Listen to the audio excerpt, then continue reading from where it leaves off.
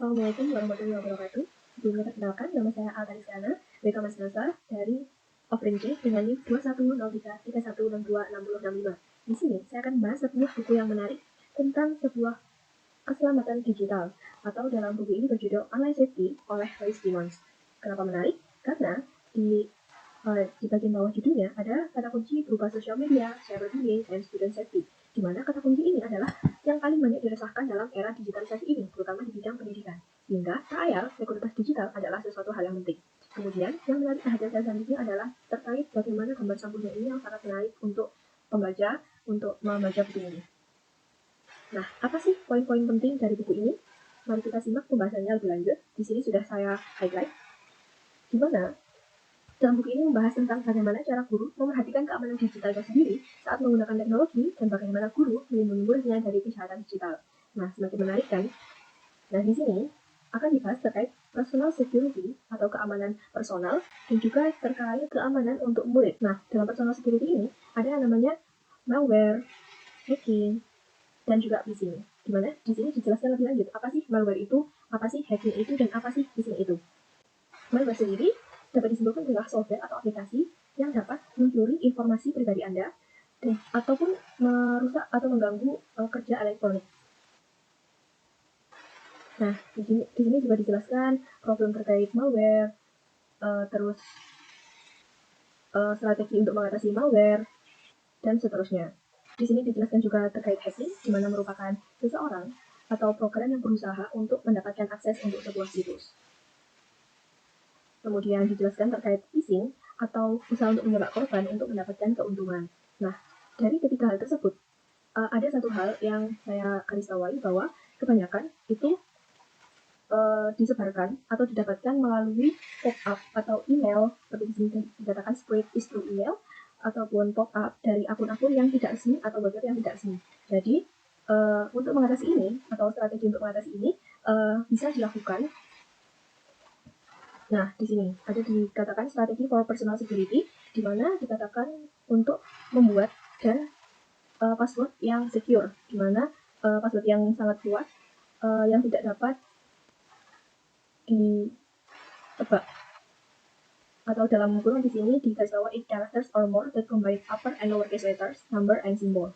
Nah, kemudian ada check domains of link provided in emails and never login to a page that you access from an email message. Kemudian ada juga remove unnecessary identity information from your online profile and make your profiles as private as possible.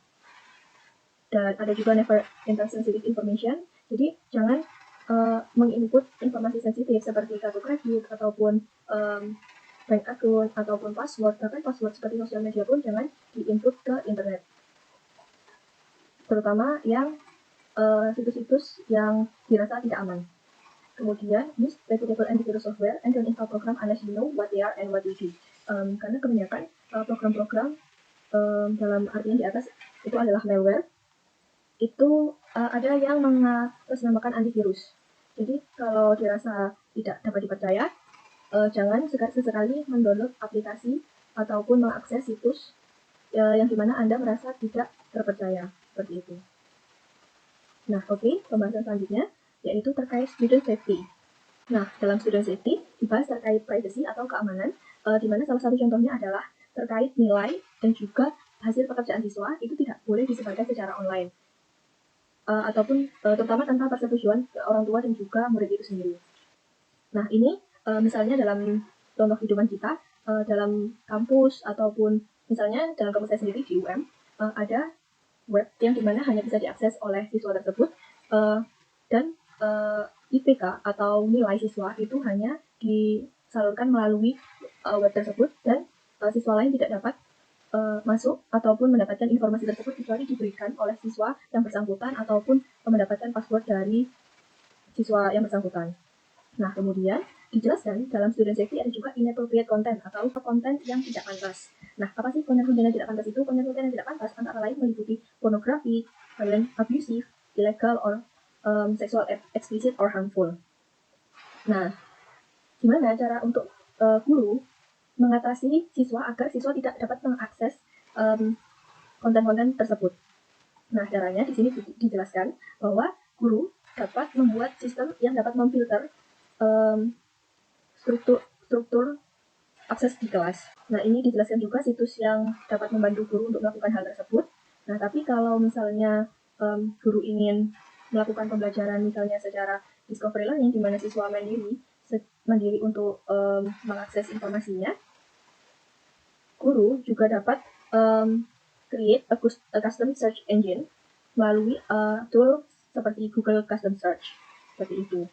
Kemudian tidak lupa juga guru harus membuat aturan yang jelas dan dapat dilihat oleh semua siswanya. Ini bisa dilihat contohnya, di mana aturan-aturan ini diletakkan di desktop yang digunakan dalam layar siswa. Jadi kemudian tidak lupa juga guru juga harus memonitor pekerjaan dan juga tindakan siswa. Bisa juga melalui kehadiran mereka ataupun melalui kamera yang terinstal dalam komputer yang digunakan di sekolah. Nah, kemudian ada juga cyberbullying yang tak kalah penting. Di sini guru harus membuat peran yang proaktif terhadap cyberbullying ini. Kemudian ada juga dijelaskan terkait child pornography and sexting atau sex texting. Nah, di sini teachers need to counteract social influence that encourage young people to communicate and make themselves vulnerable in this way. And students need to be taught the legal ramification of this kind of activities, but should also be taught the social ramification and the potential social shaming that can result. Nah, terakhir, bagaimana sih buku ini dapat memfasilitasi belajar? Nah, buku ini dapat memfasilitasi belajar dengan memberikan pemahaman yang lebih baik tentang bagaimana menggunakan teknologi dengan aman dan etis. Dengan memahami berbagai aspek keamanan online yang dibahas dalam buku, peserta didik dan pendidik dapat meningkatkan literasi digital mereka dan mengembangkan keterampilan yang diperlukan untuk berinteraksi secara aman di dunia digital. Nah, dengan meningkatkan kesadaran dan pemahaman tentang keamanan online, buku ini dapat membantu meningkatkan performansi manusia dalam hal penggunaan teknologi.